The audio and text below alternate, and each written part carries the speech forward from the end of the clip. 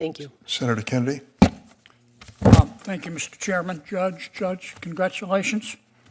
Judge Cheeks, I see you're quite a prolific writer, and you say I heard you answer Senator Durbin's question. You said you don't take a position in these articles? I said I tried not to take a position in most of my articles. Well, you didn't succeed. In October 2020, you published an article entitled, "I Can't Breathe." You remember that article? I do remember that article. Okay. You were talking about Mr. George Floyd's tragic death. Here's what you said, quote, your words, not mine, quote, "What happened next after Mr. Floyd's death is nothing short of amazing. Mostly peaceful protest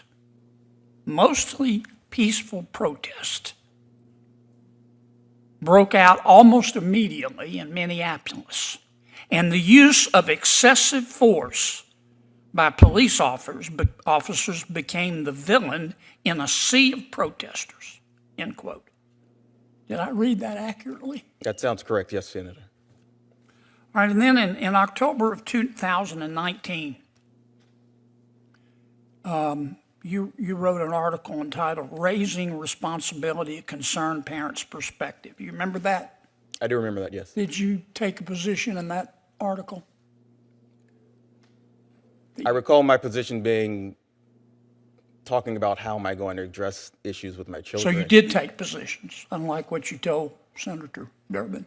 What I told Senator Durbin that I try not to take positions. Okay. Well, I want to read you from your article. Quote, your words, not mine. "Needless to say, I have a guarded opinion about the police. How do I teach my sons to respect them and fear them at the same time? There can be no question that police officers have some of these same internal or external biases." Let me repeat that. There can be no question that police officers, not some, all police officers have some of these same internal or external biases described above. Do some of them view black males differently than others? I think so. Sounds like a position to me. Do some think black males are more dangerous than others? I think so. Did I read that correctly? Yes, you read that correctly. All right, now, and then in May of 2019, you remember writing an article for a publication, the title of the article, the title of your article in which you say you didn't take a position was called "The Federal Dungeon Part 2, Court Proceedings." You remember that? I do. Okay. And you were talking about, it was then under President Trump, not President Biden, the Department of Justice then had a zero tolerance for illegal entry into the United States, because that, of course, is the law. And this is what you said about that. Quote, "Technically, the law was broken, but these particular defendants, poor, hungry, hardworking, and not dangerous, deserve a pass from prosecution." End quote. Senator John Kennedy delivers a scathing cross-examination of President Biden's judicial nominees in this intense Senate Judiciary Committee hearing. From controversial past writings to bold statements on race, policing, and gender equality, this hearing reveals key insights into the judge's views and the senator's sharp criticism. Watch this in-depth breakdown of a hearing that has Washington talking. Today on Capitol Hill, a fiery exchange that's making headlines. Senator John Kennedy came prepared with receipts confronting two of President Biden's judicial nominees over their past statements, writings, and public comments. What unfolded was nothing short of political theater, but with real stakes: the future of the federal bench. Let's break down what happened and why it matters. The hearing begins with Senator Kennedy congratulating Judge Cheeks, but the pleasantries don't last long. He quickly turns to a 2020 article titled, "Written in the Wake of George Floyd's Death." "Kennedy, You say you try not to take positions, but you didn't succeed. Kennedy zeroes in on the judge's depiction of the police as villains in a mostly peaceful protest, accusing her of bias and questioning her neutrality. The judge stands by her writing but notes she authored the piece as an advocate, not a judge. The senator doesn't let up. He turns to another article, Raising Responsibility, where the judge reflects on raising black sons in America. Her commentary on police bias becomes the next target. Kennedy, sounds like a position to me. Judge Cheeks responds that her views were part of a personal reflection as a parent, not a judicial opinion. But Kennedy insists that such perspectives can't be separated from the bench. Kennedy then digs into a 2019 article criticizing the Trump-era zero-tolerance immigration policy. He reads her words, "Poor, hungry, hardworking, and not dangerous deserve a pass from prosecution." Kennedy pounces, framing her views as opposition to the law itself. The judge responds again that she wrote those words as an advocate, but the senator presses harder, questioning her ability to separate personal beliefs from judicial duty. The tone escalates when Kennedy confronts the second nominee over remarks made during a 2022 podcast. She had said the U.S. legal system wasn't designed for women or people of color and suggested systemic reform was needed. Senator Kennedy asks, "You believe in quotas based on gender, don't you?" The judge denies it. She stresses the importance of diversity to build trust in the judiciary, but makes clear she's never called for gender-based quotas. Kennedy isn't buying it. Senator Kennedy remarks, "Good try, Judge, good try." What we witnessed wasn't just a clash of ideologies, it was a strategic attempt to shape public perception of judicial independence, bias, and activism. Kennedy's goal was clear: to paint these nominees as politically motivated actors unfit for the federal bench. But the judges defended their integrity, insisting that their past writings reflect personal experiences, not future rulings. Still, the confrontation raises questions about the line between advocacy and impartiality. This hearing shows just how intense judicial confirmations have become, a battleground for America's legal future. As these nominees move closer to lifetime appointments, expect more scrutiny, more sound bites, and more political fireworks. Subscribe for more Senate hearing breakdowns. Entry into the United States, because that, of course, is the law. And this is what you said about that. Quote, "Technically, the law was broken, but these particular defendants, poor, hungry, hardworking, and not dangerous, deserve a pass from prosecution." End quote.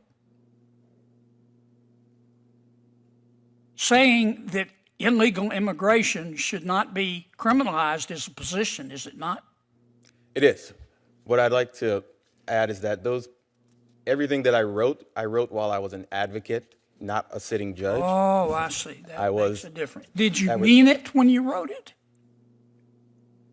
When I wrote it, Did you mean it? I meant it when I wrote it because Okay, but you don't mean it now? I do not mean it now. So if you right take now. off your advocate hat today, do you have your advocate hat on today? I am no longer an advocate. I'm a sitting magistrate Okay, judge. so you don't tell the truth when you're an advocate, but you do when you're not? Is it okay to lie if you're an advocate? I don't follow the question. I think it's pretty clear, and I think you follow it. You've taken a lot of radical positions, Judge, and you can't make this catwalk backwards. Now, you can't make this catwalk backwards. I have one question for our second judge here. Judge, you remember a couple of years ago going on a broadcast called Visible Voices Podcast? All right. Here's what you said. It was just a couple of years ago. So we're not talking way back in law school or anything. We're talking about a couple of years. You'd been on the bench how long? 8 years then? I've been on the bench almost 10. Yeah. Well, but when you said this in front of God and country, you'd been on the bench 8. You said it in January 31, 2022.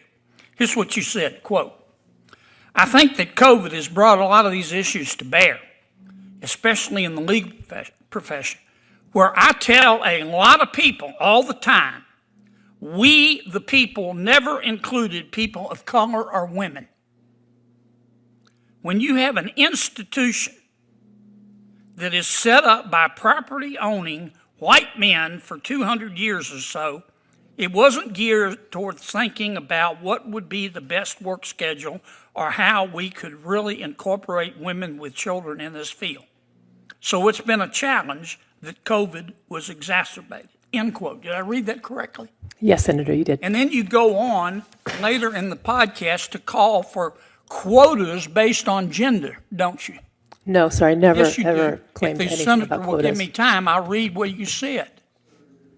May I finish reading what you said? The witnesses denied believing in quotas based on gender, and I have the quote. Senator, you may read the quote, and then she will give an opportunity to Okay, respond. here's your quote, Judge. Your words, not mine. Quote, I think recognizing implicit bias is really important. Me too. But I'll be honest, I don't think that's enough. Because the truth of the matter is nobody is going to voluntarily give up their position in favor of women. Women have to demand it. Women have to be willing to require and hold people accountable, hold men who are in those positions accountable, and say, quote, why don't we have an equal number of supervising judges, close quote. You didn't tell me the truth, did you? You believe in quotas based on gender, don't you? Senator, your time's expired. I'd let the witness respond. Thank you. No, I have never advocated on behalf of quotas. I think it's undisputed Well, that what at the was time. this? Please I just continue, read it. I continue think your at the response. time that the Constitution was written, there is no question that it did not include women, and it did not include people of color in the definition of we the people. We, as women and people of color, have only recently been able to be judges or jurors or politicians. But the systems that were created when I was excluded and when people of color were excluded continue. All I was commenting upon is that the diversity in the judiciary builds integrity in the system and public confidence in those institutions. I never mentioned anything about quota. Thank you. Good try, Judge. Senator Butler? Good try. Good try.